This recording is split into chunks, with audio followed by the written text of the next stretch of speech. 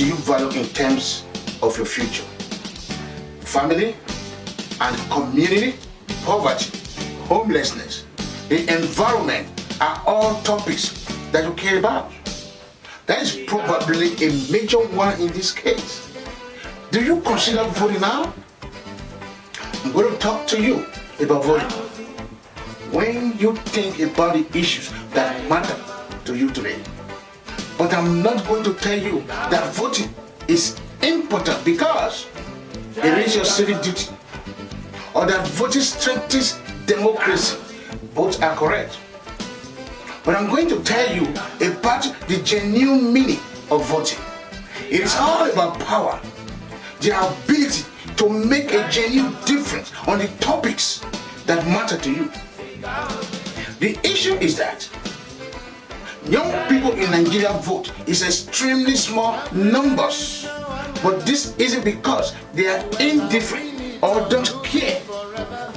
As the tale goes, they care because our civic and electoral processes are organized in such a way that young people are discouraged from voting, giving them a lower role in the political process. So, more on that later. First and foremost, young people have led societal change throughout history all across the world. They have been the catalyst for societal movements. Without the activities of young people, the world would have looked considerably different in recent decades. In the United States, in the civil rights movement, the anti-war movement, the environmental movement, Occupy Wall Street, the battle for LGBTQ rights, and Black Lives Matter. Young people have been leaders, as well as the campaign against growing tuition rates on schools. And certainly, it should be mentioned frequently and never forgotten.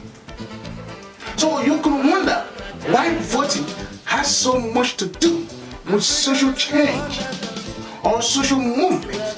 So in the United States, they have a long history of limiting the right to vote to some people, some groups, and frequently with the express intention of denying their voice, their needs, and their demand for social change. Young people have been disproportionately affected by this. So there are a few examples of people struggling for the right to vote. Suffrage for women, the Voting Rights Act, and the reduction of the voting age from 21 to 18. Didn't you have the right to vote on that war if you could fight and die for your country in Vietnam? Also, young people claimed they eventually did, but only after the war was virtually ended. Let me ask everyone here a question. In the most recent election of 2015, how many of you voted? If you voted, lift your hands to the sky. Okay, and this is a number to be sure. There was a political sociologist who studied voting patterns. She discovered it and now manages the UC Davis Civic Engagement Project in California. And she mentioned from a lot of study in the field that young people, at least in the 20th and 21st century, have voted in significantly lower numbers, particularly those aged 18 to 24 and older age groups by 20, 30, 40 percentage points depending on the election.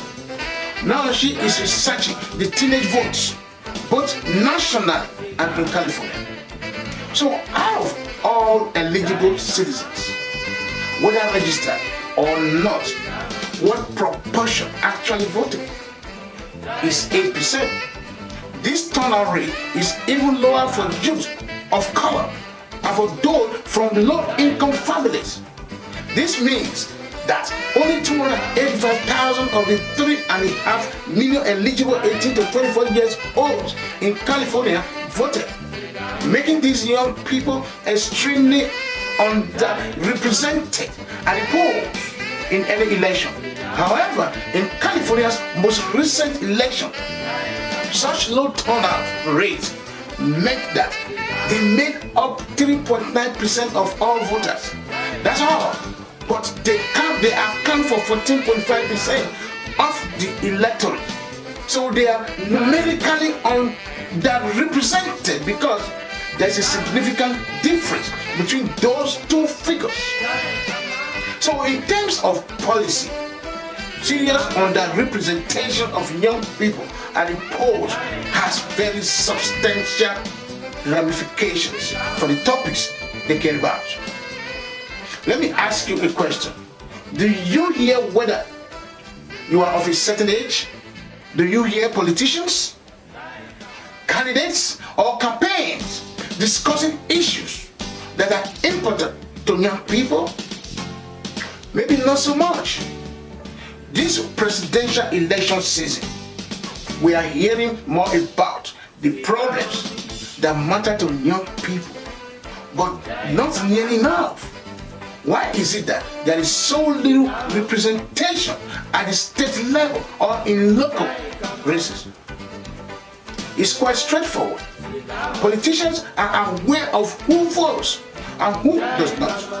Our political scene is dominated by concerns that affect elderly people. Of course, older people cast far more votes. Of course, there are problems that older and younger voters agree on. But the issues that younger people prioritize, as well as the complete range or spectrum of issues that they care about, are not debated in our political landscape. The kicker is the young people. Our population includes more people aged 18 to 24 than senior voters and other age groups. If inequalities in turnout were abolished and everyone voted equally, people aged 18 to 24 will make up a bigger proportion of all voters. So instead of the 3.9% that they were in 2015, they were 12% of the vote of genuine voters. And by the way, people aged 65 to 74 are the age bracket with the greatest turnout rate. We see this flipped, with young people accounting for 14.5% of all voters. So you can guarantee that if this happened, and if it's happened in every election, the causes that young people care about during the youth vote period will be vigorously pushed, right? Would it affect everything in our political scene if it was no longer sought after? No, but things will be different. So if young people are healthy, care passionately about issues, and are in greater numbers, they have the capacity to impact change in the area that they care about and in their communities. Why, therefore, aren't there more young people voting? Well, our civic structures, our political system in general, as it's designed, produces non-voters among young people, leaving their voice unheard and leaving them unable to fully realize their power at the ballot box for two reasons. One, we have an abysmal civic education system in Nigeria, one that has been progressively defunded for decades by all reports. In years back, we granted 18 years old the ability to vote, but we progressively defunded their civic education. Then, there are the rules and regulations surrounding our electoral system and voting access. Many studies have shown that young people are disproportionately disproportionately disadvantaged. For example, the fact that you must register before you may vote is an example of registration. It's nice that it's linked to a location. Young people have a high mobility rate. They move and their registration is lost. They are no longer able to vote. Campaigns and candidates do relatively little outreach and mobilization to young people. Our system is still set up in this manner. In our political system, those are still the agents who conduct the majority of the mobilization and outreach. They regard young voters as well as young individuals as unlikely voters. They don't reach out to them during elections. And young people don't vote, perpetuating the vicious cycle. Finally, on the cultural level, our culture discourages, or at the very least does not encourage young people to vote. In the United States, it is perfectly permissible for a young person or group of young people not to vote. If you listen closely, we have a lot of negative attitudes about young people voting. So in my research, I often hear from older voters who say, well, maybe it's not such a horrible thing, or maybe it's a very good thing that a young person isn't voting yet. They say, well, maybe it's not such a bad thing, or maybe it's a very good thing that a young person isn't voting yet. I'm not sure I want a young kid making a financial choice for me. By the way, statistically, everyone in this room is significantly more knowledgeable than the typical Nigerian voter. And as a result of some factors such as growing school fees, many of you are working far too hard. Then, I hear young people adopting these negative views and declaring, I'm not sure if I'm well informed enough. I'm not sure I know enough about the issues to make an informed conclusion right now. Perhaps I'll wait until I'm older. All of these elements combine to render young people politically helpless. At least when it comes to voting. They also serve to make young people feel politically disengaged or disconnected from the political process, leading them to believe that their vote doesn't matter, that politicians, candidates, and campaigns don't care what they think, and that voting isn't an actionable step on the issues they care about. So, let's get back to the problems. I understand that many of you in this room are concerned about issues that are directly related to your communities. Many of you also feel politically estranged from your areas. I too am from one of those communities. I was born and raised in Isha, Edo State. And as I grew up, I noticed that many communities, including my village, had people who weren't doing so well.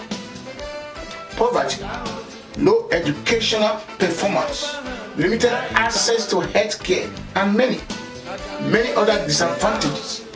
And when I grew older, I recognized that the residents of such areas did not vote. My own parents did not cast ballots, and it was the youth that voted the least, and it left the citizens of those areas without a voice and without the ability to affect the decisions that were made for them. So I got determined to figure out why. As a result, my approach to social change or change became eventually being a researcher on studying and learning about the forces at work that produce non-voters' rights, that limit people's voices.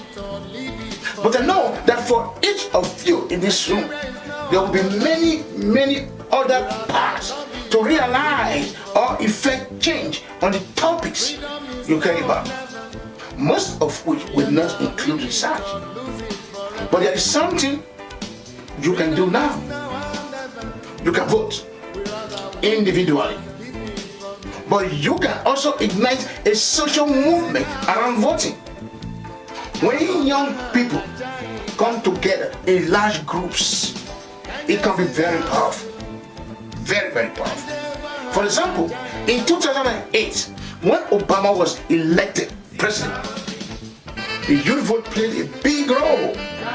In 2012, when California passed Proposition 30, a tax that provided desperately needed educational funding for K through 12 and college students, young people came out in large numbers and helped get it passed.